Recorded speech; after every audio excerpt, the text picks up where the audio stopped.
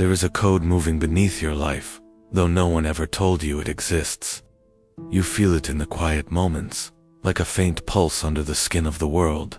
It is older than every modern teaching, older than therapy words and productivity. Slogans older than the noise that now drowns men from the inside out. It is the invisible thread that once guided warriors long before your age of comfort, replaced initiation with distraction. And even if you've tried to forget it, some part of you still feels it tightening around your spine, whispering that you are meant for more than this soft existence. This code is not written in books, nor shouted by mentors. It is carried in the silence between your breaths. In those moments when the world goes still and you sense a truth you cannot name, Musashi lived by this invisible law. He was not crafted by rules, he was shaped by something deeper, something carved into the marrow of men who refuse to live as shadows. Modern life teaches you to be reactive, emotional, dependent on praise, and terrified of discomfort. But the ancient code does not bend for the world's new softness. It belongs to those who walk with intention, those who move like the wind knows their name. If you've ever felt out of place in the noise, if you've ever sensed that you were meant to stand in a different way, it is because the code has been tugging on you, quietly, patiently, like a forgotten oath waiting to be remembered. And now, you feel it waking inside you. There is a path no one chooses, not because it is hidden, but because it is uncomfortable. It has no applause, no audience, no soft assurances. It is narrow, thorned, and lonely. And yet, this is where every real warrior begins. The first law of the code is simple: walk where no one else will. You know this instinctively. It's why crowded rooms drain you. It's why conformity suffocates you. The path of most men is wide and bright, paved with validation and noise. But the path that shapes you asks for something else: silence, solitude, and the willingness to be misunderstood. Musashi understood this before he understood anything else. As a young swordsman, he left society's comforts not out of arrogance, but necessity. The world around him was too small for the man he felt rising within. He stepped into the forest, alone, letting the branches claw at his face, letting hunger and cold strip him bare. But with each step, the air became sharper, clearer, as if the world was shrinking down to only what mattered. You felt this same pull, the instinct to step away from the crowds, even if others call it avoidance. The truth is simpler. Solitude is a sharpening stone. Loneliness becomes a blade that carves away the parts of you that depend on approval. The world mistakes this path for isolation, but it is actually concentration, your life narrowing until only truth remains. When you walk the uncrowded path, you stop living by momentum. You begin to see your life as a deliberate movement, not a reaction. The thorns on your skin are proof that you are moving correctly. The deeper you walk, the fewer footsteps you hear behind you, and that is how you know you're finally alone with the man you're meant to become. Strength is easy to misunderstand. Modern men think danger is loud rage, shouting, visible tension. But the warrior code teaches the opposite. A true warrior is defined not by how violently he moves, but by how still he can remain. There is a silent aggression that lives in disciplined men, a calm force that does not need to announce itself. Musashi carried this. It was not in his strikes that people feared him, it was in his stillness before the strike, the way he seemed to contain a storm inside the quiet. This is the discipline of quiet. Violence, the ability to hold your power without letting it spill everywhere. Modern life teaches avoidance. Avoid discomfort, avoid struggle, avoid anything that might bruise the ego. But the ancient ways sought difficulty. Hardship was not punishment. It was spiritual weightlifting. Every trial added invisible muscle to the soul, preparing a man for the moment when his peace needed to become fire. Think of the sword still inside its scabbard. It looks harmless. It causes no fear. But the danger is not dead, only sleeping. This is how you must learn to live. Not chasing battles, not provoking conflict, but becoming someone who can end what needs to be ended. Your strength must remain folded inside your calm, not spilling into reckless emotion. Musashi trained in silence, days, weeks, months alone, pushing his body until it trembled, sharpening his mind until it no longer flinched. He knew violence was a last resort, but to make it a last resort, you must first be capable of it. The world wants men incapable of anything but softness, but your soul knows better.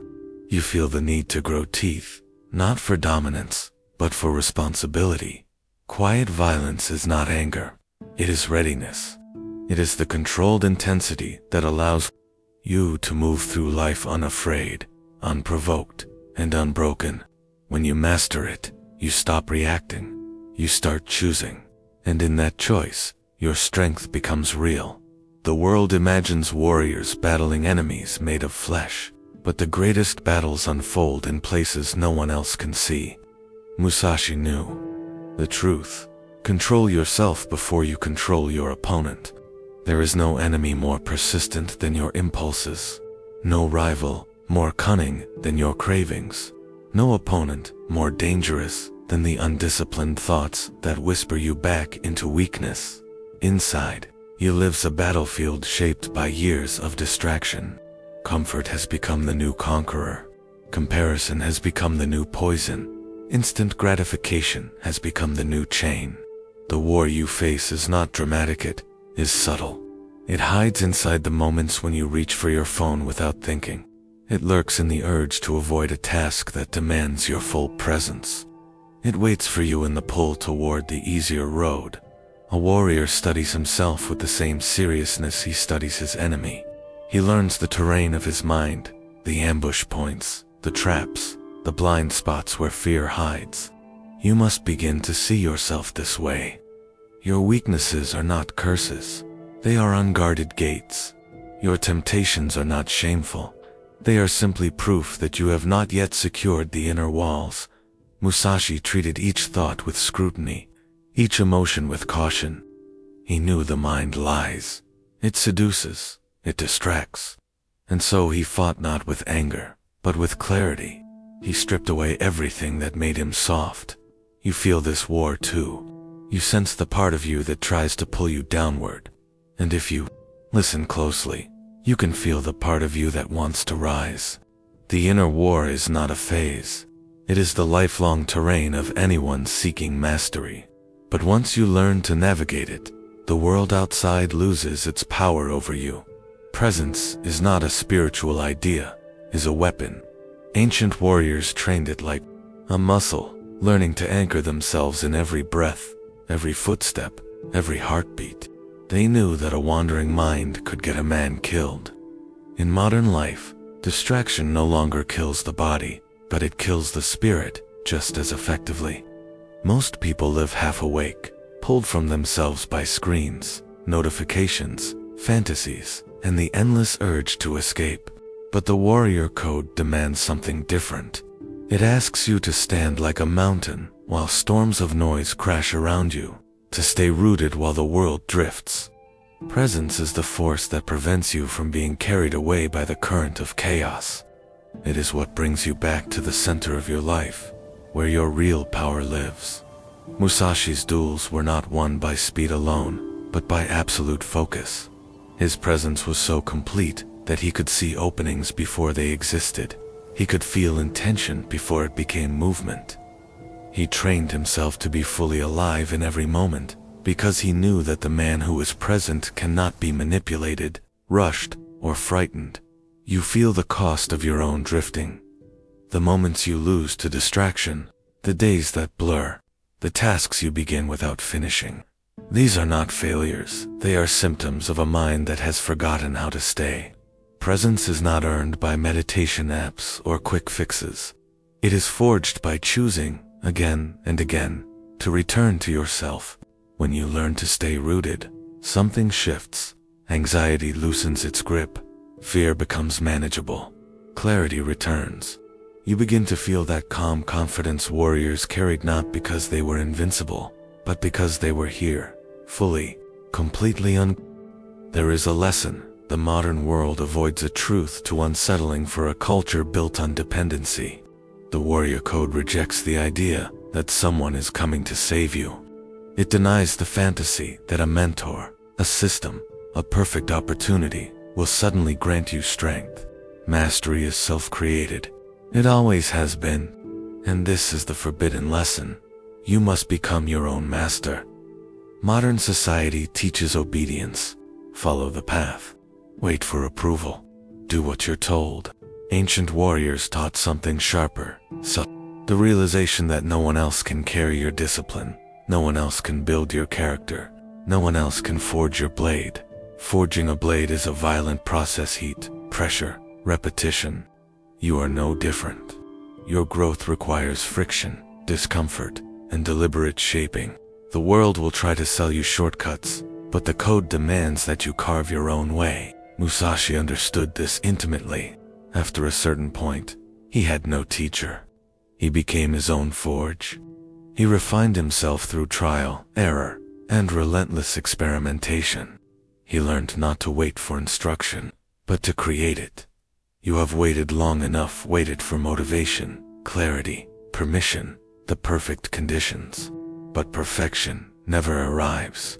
The world doesn't hand initiation to those who wait. It reveals itself only to those who step forward without certainty. Becoming your own master is not about arrogance. It is about responsibility. It is the moment you stop outsourcing your growth. The moment you stop blaming circumstances. The moment you stop looking for someone to tell you how to live.